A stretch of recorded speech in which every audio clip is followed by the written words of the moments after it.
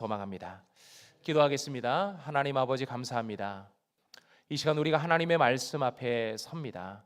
하나님의 말씀을 듣기를 원하고 그 말씀을 기억하길 원하고 삶의 은혜와 능력 속에 살아가길 원합니다. 성령 하나님 말씀하여 주시옵소서. 종이 듣겠습니다. 예수님의 이름으로 기도합니다. 아멘. 자, 이 시간 하나님의 말씀입니다. 오늘 우리에게 주신 주님의 말씀은 사무엘하 7장 1절로 12절입니다. 사무엘하 7장 1절로 12절, 구약성경 472쪽 우리가 한 절씩 교독하겠습니다. 여호와께서 주위의 모든 원수를 무찌르사 왕으로 궁에 평안히 살게 하신 때에 왕이 선지자 나단에게 이르되 볼지어다 나는 백향목 궁에 살거늘 하나님의 궤는 휘장 가운데에 있도다. 나단이 왕께 아뢰되 여호와께서 왕과 함께 계시니 마음에 있는 모든 것을 행하소서 하니라. 그 밤에 여호와의 말씀이 나단에게 임하여 이르시되 가서 내 종 다윗에게 말하기를 여호와께서 이와 같이 말씀하시되 내가 나를 위하여 내가 살 집을 건축하겠느냐. 내가 이스라엘 자손을 애굽에서 인도하여 내던 날부터 오늘까지 집에서 살지 아니하고 장막과 성막 안에서 다녔나니 이스라엘 자손과 더불어 다니는 모든 곳에서 내가 내 백성 이스라엘을 먹이라고 명령한 이스라엘 어느 지파들 가운데 하나에게 내가 말하기를 너희가 어찌하여 나를 위하여 백향목 집을 건축하지 아니하였느냐고 말하였느냐. 그러므로 이제 내 종 다윗에게 이와 같이 말하라. 만군의 여호와께서 이와 같이 말씀하시기를 내가 너를 목장 곧 양을 따르는 데에서 데려다가 내 백성 이스라엘의 주권자로 삼고 내가 가는 모든 곳에서 내가 너와 함께 있어 내 모든 원수를 내 앞에서 멸하였은즉 땅에서 위대한 자들의 이름같이 내 이름을 위대하게 만들어 주리라. 내가 또 내 백성 이스라엘을 위하여 한 곳을 정하여 그를 심고 그를 거주하게 하고 다시 옮기지 못하게 하며 악한 종류로 전과 같이 그들을 해하지 못하게 하여 전에 내가 사사에게 명령하여 내 백성 이스라엘을 다스린 때와 같지 아니하게 하고 너를 모든 원수에게서 벗어나 편히 쉬게 하리라. 여호와가 또 내게 이르노니 여호와가 너를 위하여 집을 짓고 내 수알이 차서 내 조상들과 함께 누울 때에 내가 내 몸에서 날 내 씨를 내 뒤에 세워 그의 나라를 견고하게 하리라. 아멘. 이것은 주님의 말씀입니다. 하나님의 계획은 다 알 수 없습니다. 하나님의 계획을 알지 못한 채 우리는 여기까지 살아온 거죠. 하지만 돌아보니 모든 것이 하나님의 은혜였고 하나님의 선한 손길이 있었습니다. 그런데 나의 계획과 하나님의 계획이 다르다면 여러분은 무엇을 선택하고 살아오셨습니까? 고민하다가 하나님, 그래도 하나님의 계획이지 그러면서 하나님의 계획을 선택하며 오셨나요? 나의 계획과 부모님의 계획이 다를 때, 나의 계획과 배우자의 계획이 다를 때, 그리고 나의 계획과 교회의 계획이 다를 때 여러분은 무엇을 선택하며 사셨습니까? 요즘 우리가 사순절 성경 읽기 욥기의 말씀을 읽고 있는데요. 참 욥기의 말씀을 읽을 때마다 늘 생각하는 것은 참 하나님의 계획을 알 수가 없다. 하나님의 뜻을 알 수 없다는 거죠. 욥도 그랬고 욥을 위로하며 욥을 이제 찾아온 그 친구들도 동일한 마음이었어요. 그래서 하나님의 계획을 알지 못하는 욥의 친구들이 욥을 비난하고 정죄하죠. 하나님의 계획을 알지 못했던 그 욥의 친구들, 그 엘리바스와 빌닷과 소발과 같은 모습이 우리들 속에는 없었는가 한번 돌아봅니다. 하나님의 계획은 우리가 알 수 없습니다. 하지만 하나님의 계획은 우리보다 더 멀리 보시고 더 크고 더 정확합니다. 그래서 우리가 하나님의 계획에 순종하며 살아갈 때 하나님은 우리에게 더 좋은 것을 주신다는 것을 우리는 압니다. 다윗은 어떤 계획을 가지고 있었습니까? 성전을 짓겠다는 계획을 가졌어요. 하나님께서 자신을 왕으로 세워주셨고 모든 전쟁마다 승리케 하셔서 이스라엘 땅도 많이 넓어졌어요. 국방력도 강해졌어요. 먹고 살기 좋은 세상을 만들었어요. 그런데 자신은 정말 멋진 화려한 왕궁에 살고 있는데 하나님의 언약궤는 아비나답의 집에서 가져온 이후로 여전히 천막 안에 있습니다. 하나님의 집이 너무나도 초라해 보였던 거죠. 그래서 하나님을 위해서 멋진 성전을 지어야 되겠다, 그 마음을 갖습니다. 그리고 이 내용을 나단 선지자와 의논하게 되는데요. 나단 선지자도 that's good idea, 너무 좋은 생각이야 라고 칭찬합니다. 안양교회가 새 성전의 건축을 준비할 때 결코 쉬운 일은 아니었습니다. 돈도 문제죠. 그리고 적당한 부지를 구입하는 것, 적당한 부지를 찾는 것도 문제이고, 돈도 있고 적당한 부지가 있어도 성도들의 동의를 얻어야 되잖아요. 이것도 쉬운 일이 아니었어요. 동편마을에 부지가 있다는 소식을 듣고 당회를 열고 재직회를 열고 새 성전 구입과 그리고 건축을 논의하는데 모든 것이 일사천리였어요. 자금을 확보하기 위해서 구성전들을 매각했는데요. 그런데 모두 다 적당한 가격에 적당한 때에 잘 매각이 됩니다. 건축하는 동안 안전사고 없이 모든 것들을 잘 마칠 수 있었어요. 하나님의 뜻이, 이 성전 건축이 하나님의 뜻이었고 하나님의 은혜가 우리 가운데 있었기 때문이죠. 나의 계획과 우리의 계획과 하나님의 계획이 일치할 때는 모든 것이 일사천리로 이루어집니다. 하지만 다윗의 성전 건축 계획이 어떻습니까? 그것은 하나님의 계획이 아니었어요. 아무리 뜻이 좋고 의미가 있는 일이라도 하나님의 계획이 다르다면 이것은 하나님의 일이라고 할 수 없는 거죠. 성전을 짓는 일 얼마나 좋은 일입니까? 다윗이 생각만 해도 너무 마음이 뿌듯하고 좋았어요. 나단 선지자가 그 이야기를 들었을 때 어떻게 그런 생각을 하셨습니까? 정말 좋은 아이디어입니다. 아마도 그렇게 칭찬했는지 몰라요. 하지만 이것이 하나님의 계획과 달라지면 그것은 결코 하나님의 일이 될 수 없는 거죠. 그냥 나의 일인 거죠. 우리가 아무리 좋은 계획을 가졌다고 해도 그것을 철저하게 준비했다고 해도 하나님의 계획과 다르면 그것을 접어야 합니다. 그것이 돈을 버는 일일지라도 절대 행복할 수가 없는 거죠. 꼭 문제가 발생하고 맙니다. 다윗의 계획과 하나님의 계획이 달랐어요. 그러자 다윗은 자신의 계획을 내려놓고 하나님의 계획에 귀를 기울입니다. 그리고 그 계획을 붙잡고 기도합니다. 이것이 다윗의 믿음이고 분별력이고 결단이 아니었나, 그런 생각이 들어요. 자, 그렇다면 다윗을 통한 하나님의 계획은 무엇인가요?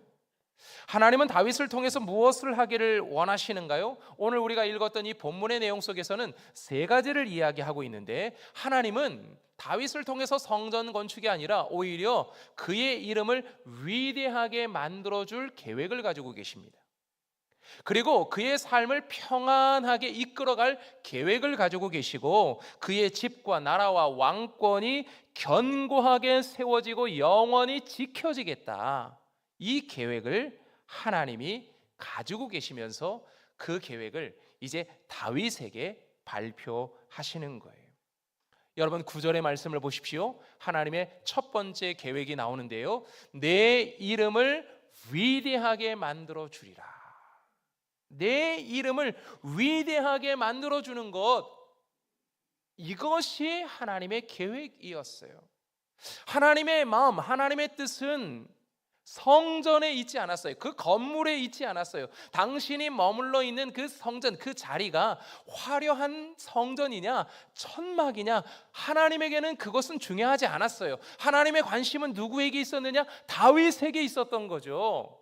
하나님이 선택한 그 다윗 왕이 위대해지는 것, 이것이 하나님의 계획이고 하나님의 마음이었어요. 마치 부모가 자녀를 바라볼 때, 부모가 먹지 않아도 자녀가 배불리 맛있게 먹으면 부모의 마음이 너무 흐뭇하고 좋잖아요.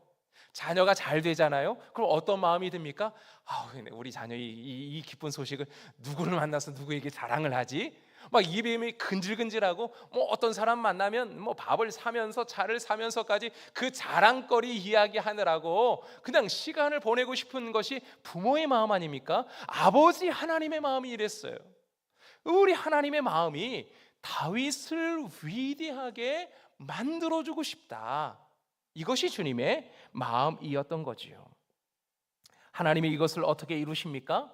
7장 1절과 9절과 8장 6절과 14절의 말씀에 보면 이렇게 나오는데요. 여호와께서 주위의 모든 원수를 무찌르사 네가 가는 모든 곳에서 여호와께서 내 모든 원수를 내 앞에서 멸하셨은즉 다윗이 어디로 가든지 여호와께서 이기게 하시니라. 다윗이 어디로 가든지 여호와께서 이기게 하셨더라.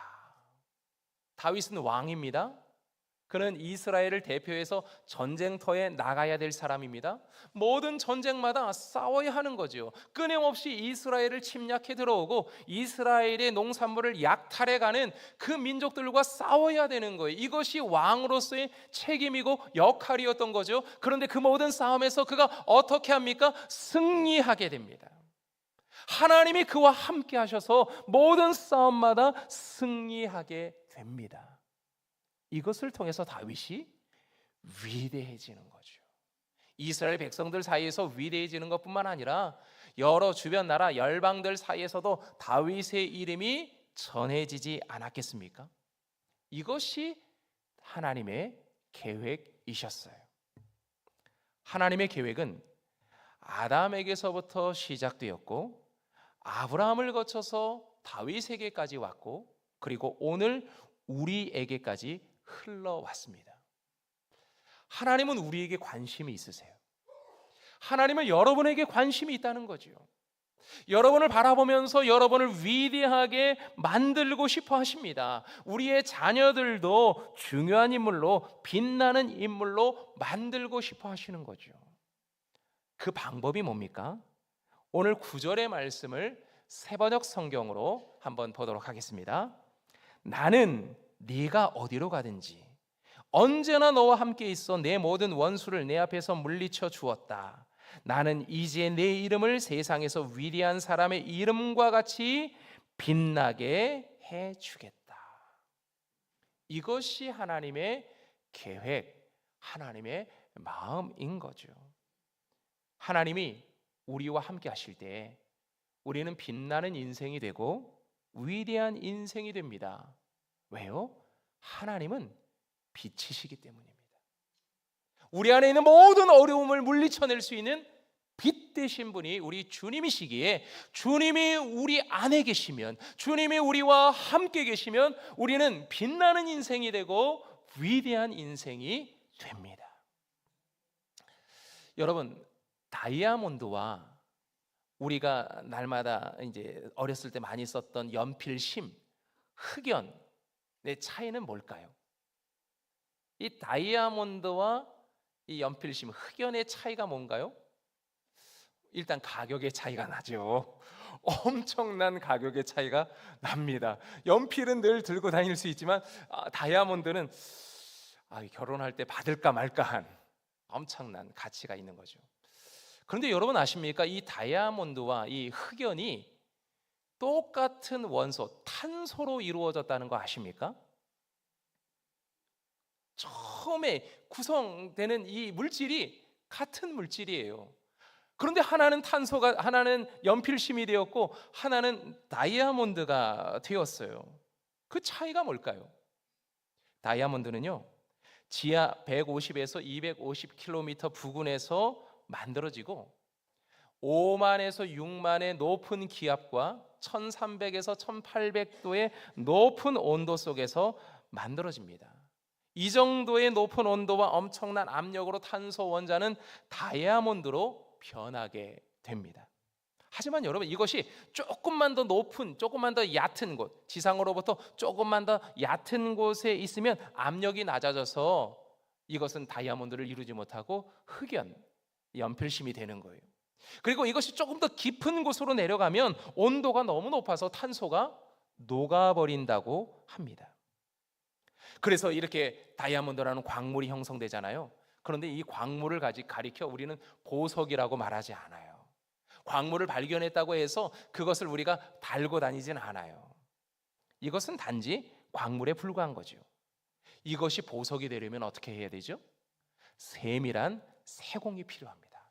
아주 노련한 기술자의 세공이 필요한 거죠. 그렇게 해서 다이아몬드라는 것이 만들어집니다. 그런데요, 그 다이아몬드가 그렇게 만들어졌잖아요. 그런데 다이아몬드가 반짝반짝 빛이 나려면 그 안에 빛이 들어가야 합니다. 원래는 프리즘, 우리가 과학 시간에 한 번씩 다뤄봤던 프리즘은 어떤 거예요? 빛이 들어오면 굴절해서 나가게 돼 있죠. 그러면서 그 빛이 빨주노초 파남보 무지개 색깔을 가지고 있구나. 우리는 보통 그렇게 과학 시간에 실험을 통해서 그런 것들을 보곤 합니다. 그런데요, 이 다이아몬드가 바로 이 정교하게 깎인 특정한 각도 이상이 되면 빛이 들어가서 밖으로 굴절돼서 나오는 것이 아니라 그 안에서 모두 반사만 하게 된대요. 그래서 빛이 나오지 않아서 그 안에서 반짝반짝 빛나는 아름다운 보석이 된다는 거죠. 다시 말하면 이 다이아몬드가 보석이 될 수 있는 이유는 엄청난 압력과 높은 온도, 그리고 세밀한 가공, 그리고 마지막으로 그 안에 빛이 있었기 때문이라는 거예요. 여러분, 우리의 인생이 빛나려면 이 단계를 거쳐야 돼요. 내 인생에 불어닥친 엄청난 압력과 높은 온도의 시련이 있는 단계, 그리고 그 시련들로 인해서 나의 모난 부분들이 깎여져 내려가고 하나님이 원하시는 각도까지 깎여지는 세공의 단계, 그리고 그 시련들과 세공을 거쳐 우리에게 빛 대신 하나님이 함께 하실 때 우리는 아름다운 보석으로 탄생하게 됩니다. 여러분의 인생에 고난이 있습니까? 그렇다면 하나님께서 나를 보석으로 만들기 위해서 하나님의 나를 다듬고 계신다, 그렇게 기억하십시오. 그런데 고난이 좀 오래 지속되고 있습니까? 그렇다면 깎일 게 많구나, 아직도 더 깎여야 되는구나, 그렇게 이해하십시오. 왜냐하면 고난이 깊을수록 더 아름답게 빛나게 하실 것이기 때문이죠. 그러니 여러분, 고난 중에 하나님이 나를 깎여 가실 때 우리의 빛 대신 하나님을 초청하십시오. 내 인생 가운데, 내 삶의 현장에 주님을 초청하고 주님과 함께 살아가십시오. 기도의 자리로 나오십시오. 기도하면서 주님을 더 깊이 만나시길 바랍니다. 분명히 주님이 우리를 빛나게 하실 줄로 믿습니다. 다윗을 향한 첫 번째 계획이 다윗을 위대하게 만들어 주겠다, 이것이 하나님의 계획이었고, 그 두 번째 계획은 평안입니다. 평안. 다윗에게 평안을 주는 것이 하나님의 계획이었어요. 오늘 보면 10절의 말씀에 보면 세 가지 유형의 평안에 대한 이야기를 하고 계시는데요, 그 첫 번째는 정착하며 살아가는 평안입니다. 다윗은 떠돌이 인생이었어요. 사울을 피해서 여기저기 도망 다녀야만 했던 그런 인생, 그리고 수많은 전쟁을 겪으면서 언제 삶의 터전을 잃어버릴지 모른다는 불안함 속에서 그는 떠돌아다니면서 목숨을 걸고 정말 싸워야 했던 그런 인생이 바로 다윗의 인생이었어요. 그런데 하나님께서 무엇을 약속해 주시느냐면 이제 떠돌이 인생을 끝내고 그 집을 주겠다, 내 집을 주겠다, 주님이 그렇게 약속해 주시는 거예요. 이것만 해도 엄청난 평안 아닙니까? 우리도 날마다 전세 살면서, 월세 살면서, 또 이 안양이라는 지역까지 들어와서 안양이라는 지역도 점점 땅값이 올라가니까 우리에게도 한숨이 많이 지어지고, 언제 나는 내 집을 얻어보나, 언제 나는 조금 더 여유 있는 공간에서 살아보나. 사실 우리는 뭐 그런 생각들을 많이 하고 살아가곤 합니다. 그 모든 끊임없이 계속해서 옮겨 다녀야만 하는 우리의 상황 속에서 한 곳에 머물며 살 수 있게 하겠다는 것은 엄청난 평안인 거죠. 하나님이 지금 다윗에게 그것을 약속하고 계신 거예요. 그리고 다윗에게 주신 그 약속은 국가적인 평안인데요, 그동안 이스라엘은 여러 많은 부족들, 민족들로 인해서 많은 괴롭힘을 당하고 있었는데 이제 모든 그 괴롭힘을 끝내주겠다, 주님이 그렇게 약속해 주십니다. 이스라엘이 드보라 시대에는요 20년 동안이나 가나안의 괴롭힘을 당했어요. 기드온 시대에는 7년 동안이나 미디안에게 괴롭힘을 당했고, 삼손 시대에는 40년 동안이나 블레셋에게 괴롭힘을 당했던 민족이에요. 그 많은 수많은 주변의 나라들로부터, 국가들로부터 전쟁과 괴롭힘과 약탈을 당했던 민족이 이스라엘 민족이었어요. 그래서 나라를 지켜내는 것도 쉽지 않았던 거죠. 그런데 하나님이 다윗에게 무엇을 약속하십니까? 국가적인, 나라적인 평안을 약속해 주시는 거예요. 그만큼 국방력이 강해지고 태평성대를 이루게 하겠다, 하나님이 그것을 약속해 주는 거죠. 이것이 다윗을 향한 하나님의 계획, 다윗이 머물러 있는 이스라엘을 향한 하나님의 계획이었어요. 하나님은 우리의 삶과 우리의 가정도 평안하기를 원하십니다. 떠돌이 인생이 아니라, 불안한 인생이 아니라 평안한 인생으로 살아가길 원하십니다. 우리는 참 많은 사람에게 괴롭힘을 당해요. 직장에서 괴롭힘을 당하기도 하고, 가정에서 괴롭힘을 당하기도 하고, 또 교회 안에서도 사람들로부터 괴롭힘을 당하기도 합니다. 사탄의 공격을 당하기도 하는 거죠. 그러면서 수많은 어려움들을 겪고 우리는 살아갑니다. 그러면서 참 많이 불안하고 힘들고 두려운 인생 가운데 살아가고 있어요. 하지만 주님이 우리에게 약속하시는 것이 무엇입니까? 평안입니다. 평안을 약속하신다.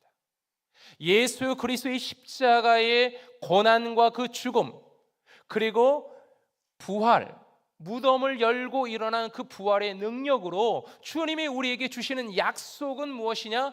평안입니다. 평안을 우리에게 약속하시는 거죠. 요한복음 14장 27절 쉬운 성경의 말씀으로 읽어봅니다. 내가 너희에게 평안을 남긴다. 곧 나의 평안을 너희에게 준다. 내가 너희에게 주는 평안은 세상이 주는 것과 같지 않다. 너희는 마음에 근심하지도 말고 두려워하지도 말아라. 주님이 우리에게 약속해 주신 것 중에 가장 소중한 것 중에 하나가 바로 평안입니다. 평안. 그래서 예수님은 가시는 곳마다 수많은 병자들을 고쳐주셨잖아요.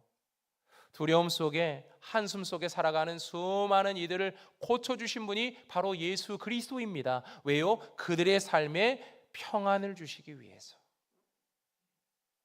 그들의 삶에 안식을 주기 위해서 예수님은 그들의 삶의 문제에 개입하셨고, 그들의 삶의 문제에 치유와 회복을 하나님이 주신 거죠. 주님은 오늘 우리에게도 찾아오십니다. 우리에게도 찾아오셔서 우리 삶에 평안을 선포하십니다. 우리 삶에 악한 사단을 쫓아내시고 모든 죄의 억눌림에서 우리를 자유케 하시고 하나님이 주시는 평안 속에 살아가도록 우리를 오늘도 인도해 가시는 거예요. 이것이 하나님의 놀라운 계획이라는 거죠. 이 계획 속에 살아가는 저와 여러분, 그리고 하나님의 이 놀라운 평안을 또 묵상하며 보내는 사순절이 되기를 바랍니다. 그리고 세 번째 계획, 다윗을 향한 하나님의 세 번째 계획은 다윗의 집과 나라와 왕위 모두를 견고하게 하겠다, 흔들림이 없이 지켜주겠다, 하나님이 그렇게 약속해 주시는데요, 25절, 26절, 29절의 말씀을 제가 보면 이렇게 나와 있습니다. 이제 주의 종과 종의 집에 대하여 말씀하신 대로 행하사 주의 종의 집이 주 앞에서 견고하게 하옵소서. 이제 청하건대 종의 집에 복을 주사 주의 종의 집이 영원히 복을 받게 하옵소서. 하나님께서 이렇게 하나님의 놀라운 계획들을 말씀하시면서 마지막 흔들림이 없이 견고하게 너의 가정과 너의 일터와 너의 삶의 모든 현장들을 견고하게 세워주겠다 약속을 주시니까 다윗이 그 약속에 뭐라고 응답합니까? 아멘으로 응답하는 거예요. 그러면서 그 약속의 말씀을 붙잡고 그가 지금 기도하고 있는 거죠. 주님이 말씀하신 대로 행하옵소서. 주님이 말씀하신 대로 견고하게 하시고 복을 주시고 영원히 복을 받게 하옵소서.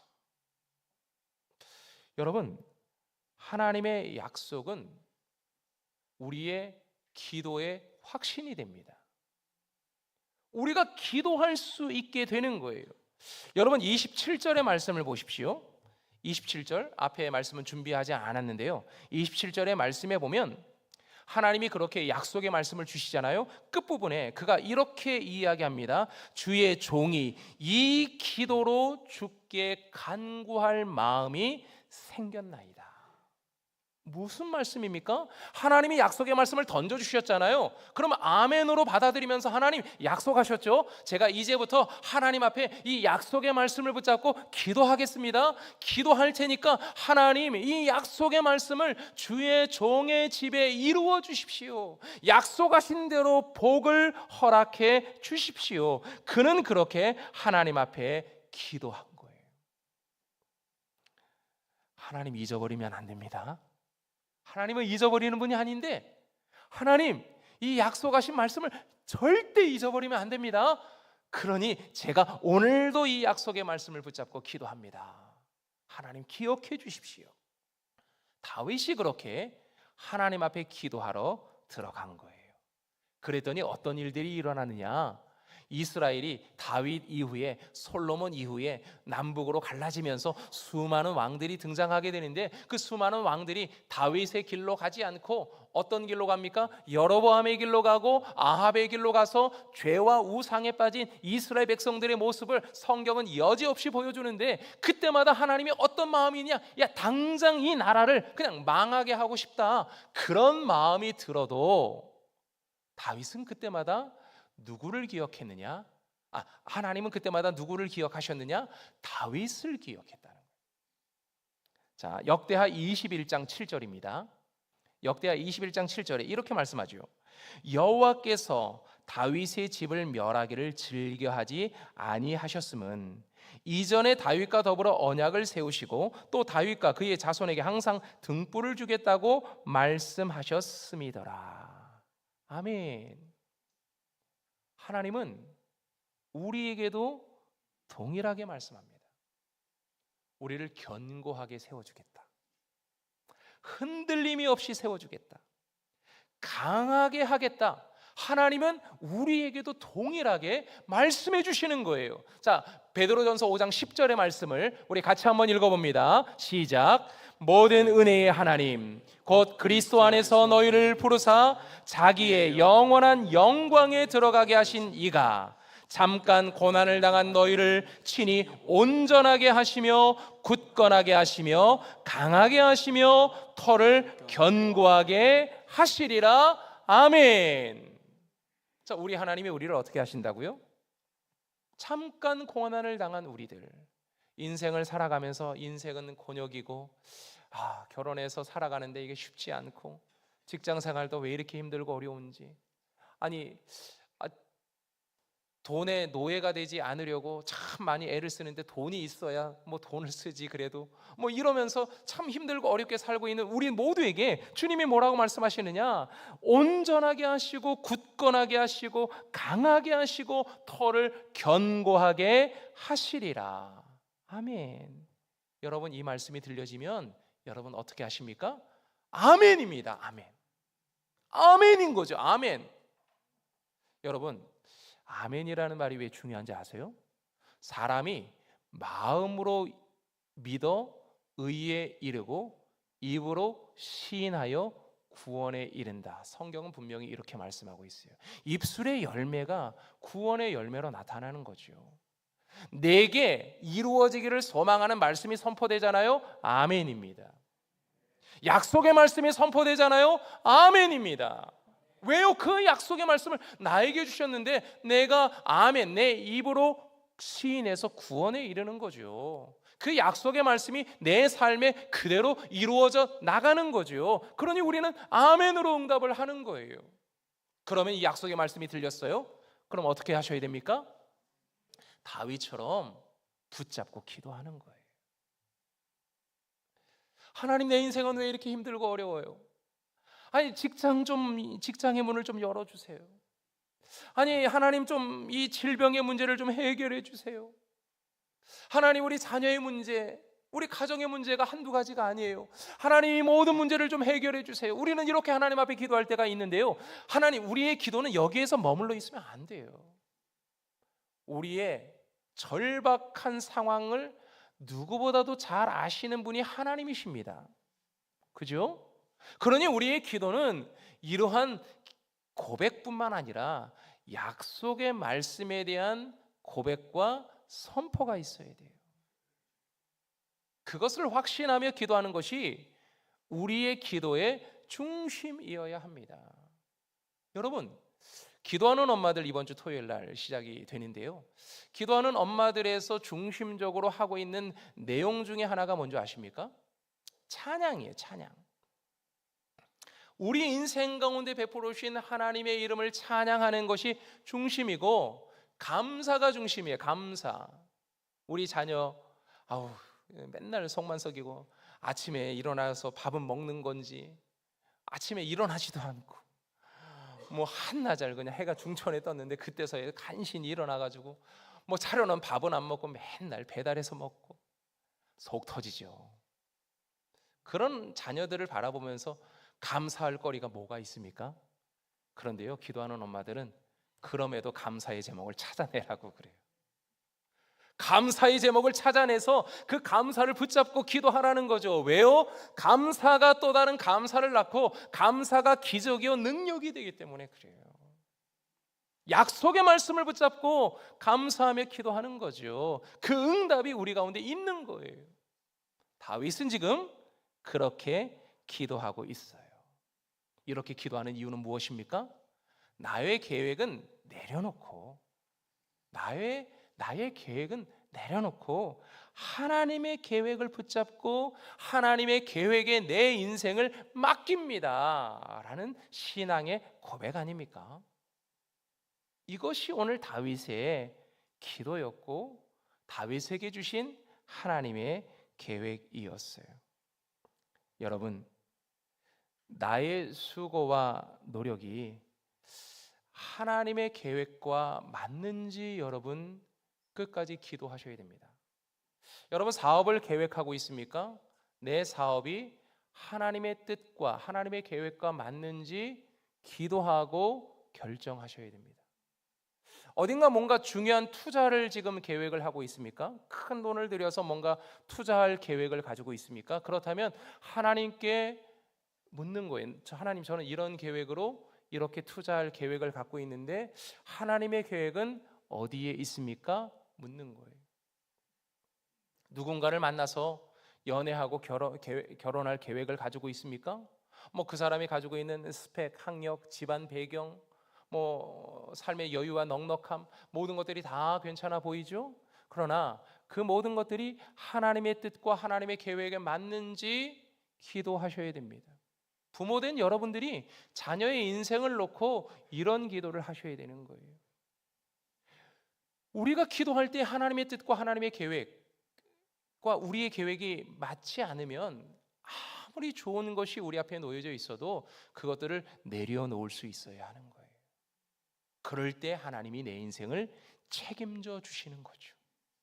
하나님이 우리 인생 가운데 놀라운 그 계획 속에 우리를 더욱더 빛나게 하시고 우리에게 평안을 주시고 우리의 터를 더 견고하게 하실 하나님의 은혜를 베풀어 주시는 거예요. 사도 바울이 에베소에서 전도하고 싶었어요. 2차 전도 여행 중에 에베소로 가서 전도하고 싶었어요. 왜냐, 에베소는 수많은 사람들이 모이고 죄와 우상이 가득한 곳이라 그곳에서 하나님의 말씀을 선포하면 너무 좋을 것 같아서 에베소로 갈 계획을 세웠는데 하나님이 그것을 막으시고 그를 유럽으로 건너가게 하십니다. 유럽 선교를 먼저 하게 하신 거죠. 이것이 하나님의 계획이었어요. 그 하나님의 계획에 순종한 그 사도 바울의 모습을 통해서 유럽의 복음이 전해진 거죠. 그 유럽에 전해진 그 복음의 능력이 오늘 우리에게까지 온 거예요. 하나님은 오늘 내가 예수 믿는 것까지 바라보시면서 하나님은 사도 바울의 계획을 멈추게 하시고 하나님의 계획에 순종하게 하신 거예요. 하나님은 오늘 여러분의 계획 속에도 간섭하기를 원하십니다. 여러분의 계획을 내려놓고 주님의 계획에 순종하기를 원하십니다.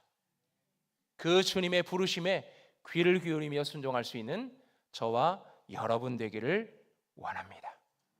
아멘. 찬송가 441장 우리 함께 찬양할 텐데요. 은혜 구한 내게 은혜의 주님, 은사 원한 내게 은사의 주님, 신유 구한 내게 신유의 주님, 나의 마음속에 지금 오셨네. 1절의 가사가 이런데 2절의 가사는 말씀 위에 서서 내 뜻 버리고 감정을 버리고 말씀에 선이 불완전한 믿음 완전해지고 내가 이제부터 주만 붙드네. 이 가사의 내용이 오늘 말씀하고 너무 잘 맞아떨어지는 찬양입니다. 여러분 이 찬송가 우리 같이 한번 불러보겠습니다.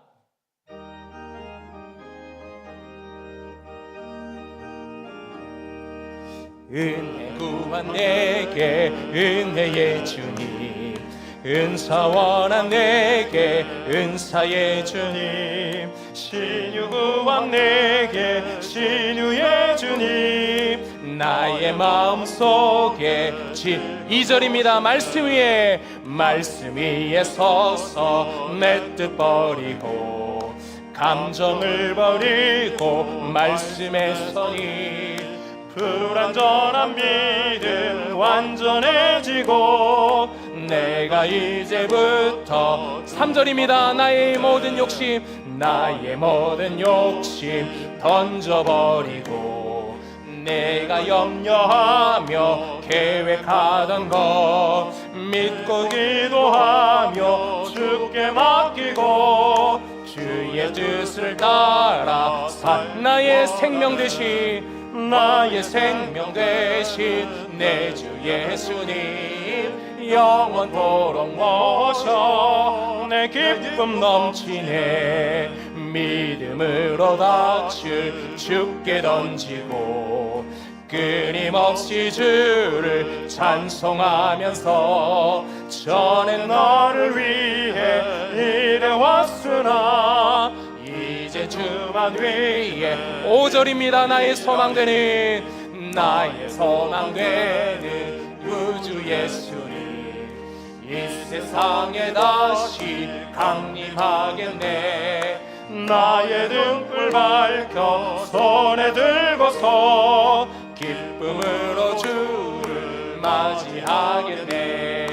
나의 생명 되는 내 주 예수님 영원토록 모셔 내 기쁨 넘치네. 할렐루야.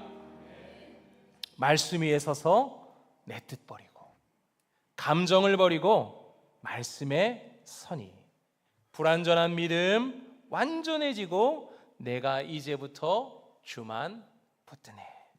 나의 모든 욕심 던져버리고 내가 염려하며 계획하던 것 믿고 기도하며 주께 맡기고 주의 뜻을 따라 살기 원하네. 이 찬송가의 고백이 오늘 저와 여러분 모든 우리의 고백이 되기를 소망합니다.